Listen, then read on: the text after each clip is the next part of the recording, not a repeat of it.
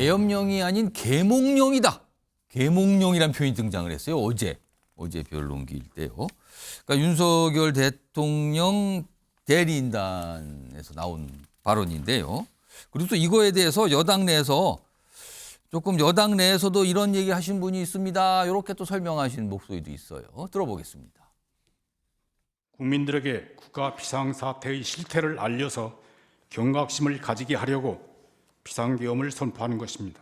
국민들은 이 사건 비상계엄을 계몽령이라고 이해하고 있는데 반국가 세력은 대통령이 비상계엄 선포를 내란죄라고 몰아서 국방 책임자들을 구속한 데 이어서 대통령까지 구속한 것입니다. 이제 몇몇 의원님들께서 부정선거론이나 또는 뭐 계엄령이 아니라 계몽령이다 이런 취지의 글을 좀 많이 올리세요. 예. 근데 많이 올리다 보니까 김민전 의원이요. 누구라고 지칭하고 싶진 않고 몇 더 분 있으시군요. 예, 많이 네. 올리시는데 근데 좀 검증되지 않은 정보들도 많이 올라오고요. 그러니까 국민의힘 내에서도 계몽령이라는 표현을 누군가가 쓰나 봅니다. 그런 거를 뭐 이렇게 올리고 알리고 그런다. 근데 어제 윤석열 대통령 법률 대리인단에서 비상계엄은 계몽령으로 국민들이 이해할 것이다. 계몽령이라는 표현이에요. 그러니까 계엄령 아니다. 이건 계몽령이다. 국민들을 깨우치기 위한 조치다. 이런 주장이잖아요. 자, 그리고요. 또 하나. 이거 오늘 참 많은 분들이 얘기하시더군요. 의원이 아니고 요원이다. 요원을 빼내려고 했다. 관련된 목소리도 좀 붙어 있습니다. 들어보시죠. 의원이 아니라 요원을, 그죠? 요원을 빼내려고 한 것을 김병주 국회의원이 의원들 빼내라는 것을 통과시킨 것이죠. 네, 그렇습니다. 의원들이 아니고 요원들일 것 같으면 철수하라고 그냥 말로 지시하면 되지 뭘 끌어냅니까? 압사 사고가 나겠다. 네네. 일단 빼라. 요원을 끌어내라고 했더니 의원을 끌어내라는 것으로 뜻이 왜곡됐다 이렇게 얘기를 하고 있었던 사실이 너무 명백함에도 불구하고 이를 뒤집기 위해서 하는 말들이기 때문에 그 자체가 코믹하고 앞뒤가 안 맞는 것입니다. 이 얘기 좀 해볼까요? 소영주 소장님. 네. 어떻게 들으셨어요? 좀 창피하죠. 그러니까 예전에 우리가 바이든 날리면을 다시 생각하게 하는.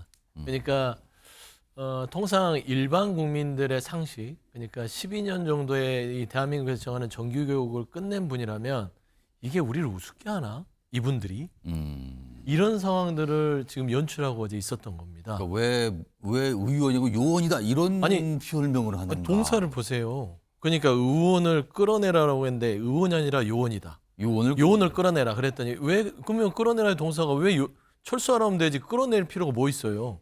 그렇잖아요. 끌어낸다는 건 체포나 뭔가 강제로 안 나온다는 사람을 끄집어내는 건데 철수해라면 되고 빼내라면 되는데 끌어내라고 했어요. 예. 그러니까 안 맞아요. 앞에 의원과 요원을 바꿔버리면 그렇지 않습니까? 그러니까 이런 것들이 거의 뭐 상식에서 벗어나는 얘기인데 저 말이 왜 나왔냐면 결국에는 국회의원들을 체포하려고 하지 않았다. 그렇게 되는 거예요. 그런 지시가 없었다. 저 주장이 받아들여진다면은 끌어내는 주체는 국회의원이 아닌 거 되고 군, 그러니까 계엄군 요원, 뭐 요원이라는 표현이 많이 들어오겠습니다. 그거를 하려고 하는 것인데 예. 뭐 하려고 하면 투입해요 애초부터. 그렇지 않습니까? 그래서 이거는 상당히 그 국민들의 지성과 헌법재판관들의 지성을 우롱하고 모욕하는 발언이었고요. 계엄령, 계몽령 얘기를 하는데 계엄령이 계몽령이다. 국민들을 경각시키려는 취지가 그렇게 뭔가 그런 취지다. 취지를 설명하면서 그런 표현을 썼네요. 계몽이라는 게 이게 중세에서 근대로 넘어가는 시대에 있어서의 계몽주의 아니면 이렇게 국가가 무지몽매한 백성들에게 뭔가를 계도하고 가르치는 그런 이 계몽이라는 뜻이에요. 근데 25년대에 계몽을 하기 위해서 비상계엄을 했다는 게 이게 상식선으로 납득이 되나 싶어요. 25년도에는 이몽룡은 있어도 계몽룡은 없을 거예요. 그렇지 않겠습니까? 그래서 저는 왜 그런지 알아요. 이 아직도 윤석열 대통령 쪽 변호인들이나 윤석열 대통령이나 이게 극우 성향의 유튜브를 끊지 않고 있습니다. 계몽령도 극우수부 유튜브 누군가 처음에 주장했던 바고요.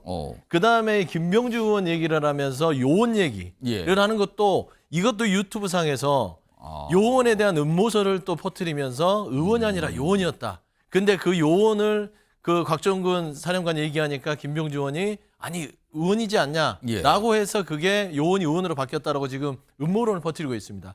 이게 유튜버에서 나오는 것을 헌법재판관의 변론이라고 하고 있으니 참으로 제가 창피할 수밖에 없다라고 말할 수밖에 없습니다. 지금 이 사항을 놓고 사실은 국민의힘 내에서는 아직 뭐 별다른 반응이 오늘 없더군요. 반면에 특히 의원이 아닌 요원, 그러니까 국회의원이 아닌 요원 이렇게 되잖아요. 그 주장은. 그거에 대해서 민주당에서는 비판을 하면서 약간 패러디처럼 뭔가 의원들이 만들었더군요. 화면으로 좀 확인해 볼까요? 일부입니다.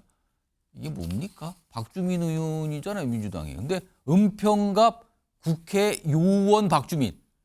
명함을 가상으로 저렇게 만들었다는 거예요. 그러면서 진짜 명함 바꿔야 하나. 그리고 허용 의원은 위에 보시면 빨간색으로 되어 있죠. 국회요원 허용. 역시 명함을 새로 만들어야 하나.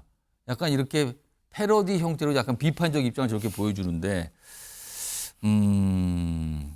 최경철 위원. 네.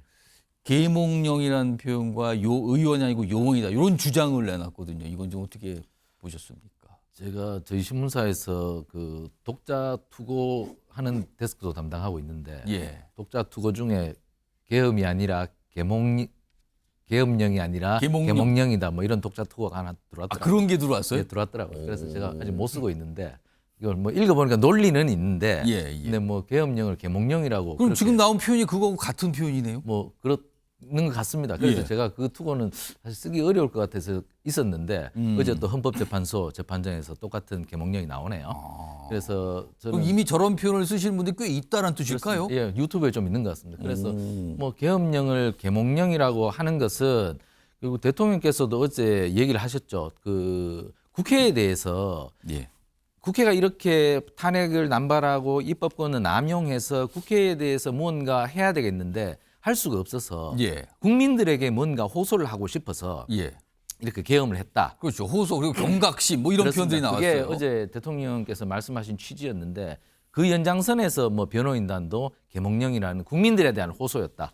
그러니까 우리나라 대통령제는 국회는 대통령을 탄핵 소추할 수 있지만 대통령은 국회를 해산할 수 없는 그렇습니다. 대칭적 수단이 없거든요. 예. 그렇기 때문에 거기에 항거하기 위한 비례적 수단이었다. 이것을 지금 강조하는 차원에서 대통령께서도 일관되게 그렇게 얘기하고 있고 예, 예. 어제 변호인단도 그렇게 얘기한 것 같습니다. 그런데 국민들의 수용성을 한번 봐야 되겠죠. 그 비례적이고 대칭적인 수단이 계엄이어야 하는가? 그러니까 야당에 대해서 문제 의식을 갖고 있는 국민들이 봤을 때도 그거를 막거나 대응할 수 있는 방법이 계엄이어야 되는가? 그렇습니다. 그것에 대해서는 국민들께서 과연 수용성이 있겠느냐. 아. 이 부분이 쟁점이 되겠죠. 그러니까 헌법재판관들도 보시겠죠.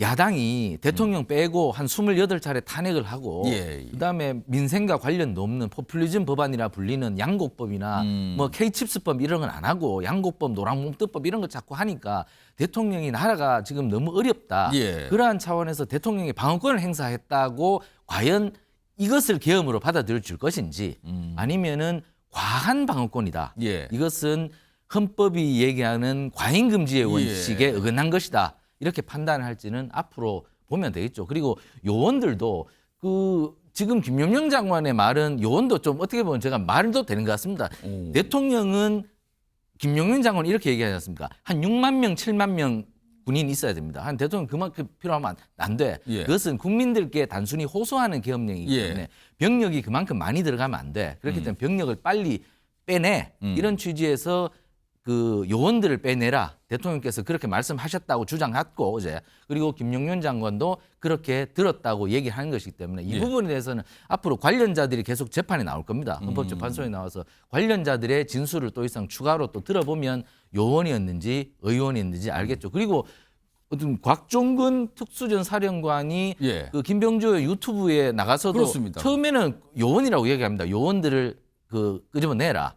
국회의원이라고 얘기하지 않죠. 처음에는 그렇게 들어보면 그렇습니다. 그렇기 때문에 곽종근 사령관도 나와서 진술을 하겠죠. 그러니까 그렇습니다. 여러 명의 진술을 맞춰보면 저것이 맥락을 보자면 요원이었는지 국회의원이었는지 이것은 가려지겠죠. 앞으로 추가적인 진술을 통해서 가려질 겁니다. 이게 몇몇 사람의 진술만 갖고는 이렇게 논란만 커질 뿐이고 앞으로 헌법재판이 예. 계속 심리가 진행되면서 좀 일주일에 2번씩 하니까 빨리 윤곽이 드러날 거로 봅니다. 자, 요 상황 어제 나왔던 특히 이 계몽령 의원 아닌 요원 요 표현 발언과 관련해서 여야의 반응이 좀 오늘 있었어요. 들어보겠습니다.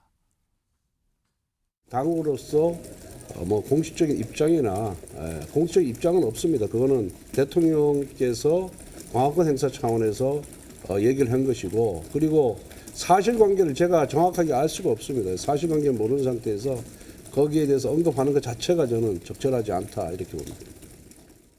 의원이 아니라 요원이다. 계엄령이 아니라 계몽령이다. 무슨 SNL도 아니고 그렇잖아요. 그 헌정 파괴와 관련된 심판을 하는 헌재의 대심판장에서 그런 식의 말장난을 가지고 본인들의 그 위헌 위법한 행위들이 덮어질 수 있다고 생각하는 그 발상 자체가 정말로 치졸합니다. 자, 이런 상황에서 설 연휴가 지난 뒤 2월 4일에 다시 한번 변론길이 잡혀 있죠. 헌법재판입니다. 5차가 되겠는데요. 그때도 증인들이 많이 나올 예정입니다. 화면 좀 보겠습니다. 어떤 증인들이 나올까요? 여기 보시면 4일이죠. 이진우 전 수방사령관, 여인영 전 방첩사령관, 홍장원 전 국가정보원 1차장 등등등 사령관들과 국정원 관계자가 나와요. 근데 이 인물들은 검찰 조사나 검찰에서 공수처, 그러니까 이 수사기관 조사나 국회 출석해서 사실은 윤석열 대통령으로부터 끌어내라 이런 지시를 받았다는 진술을 했던 사람들이거든요. 그러면은 소정빈 변호사 4일 변론길에서는 어제와는 달리 윤석열 대통령과 이 증인들 간의 발언 내용이 첨예하게 대립할 가능성이 있어 보이네요. 그렇다면은. 네, 그렇습니다. 아무래도 이제 어제 김용현 전 장관 같은 경우에는 윤 대통령의 그런 입장에 부합하는 진술을 할 것이다라는 예상이 뭐 다수였고 실제로도 그렇게 됐기 때문에 윤 대통령이 직접적으로 이제 또 증인 신문에 적극 참여를 하면서 묻고 또 대답이 있기도 했습니다. 그런데 이제 앞으로 나올 이 사령관들과 그리고 이제 국정원 전 차장 같은 경우에는 말씀하신 바와 같이 윤 대통령의 주장과는 이제 상당히 배치되는, 그래서 윤 대통령의 각종 지시가 있었다. 또 한편으로는 정치 관련 유력 인사들에 대한 체포 지시가 있었다. 이런 내용들을 계속 진술을 해온 사람입니다. 그렇기 때문에 아무래도 이제 법정에서는 상당한 공방이 있을 것으로 보이고, 다만 이제 저도 조금 궁금한 것은 이번에도 마찬가지로 이제 윤 대통령이 적극적으로 증인 신문에 참여를 할지, 이 부분이 조금 궁금하긴 합니다. 그날도 헌법재판소로 갈지.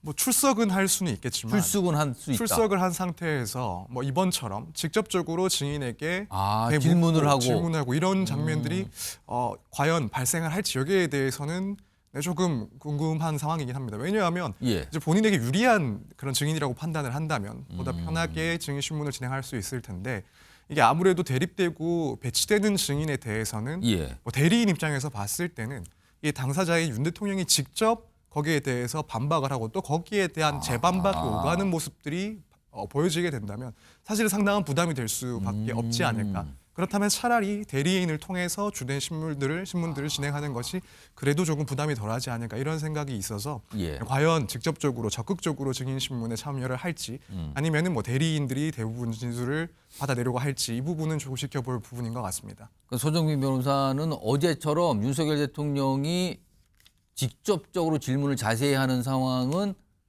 내달 4일 변론길에는 없지 않을까, 약간 이런 전망을 하시는 것 같네요, 지금요.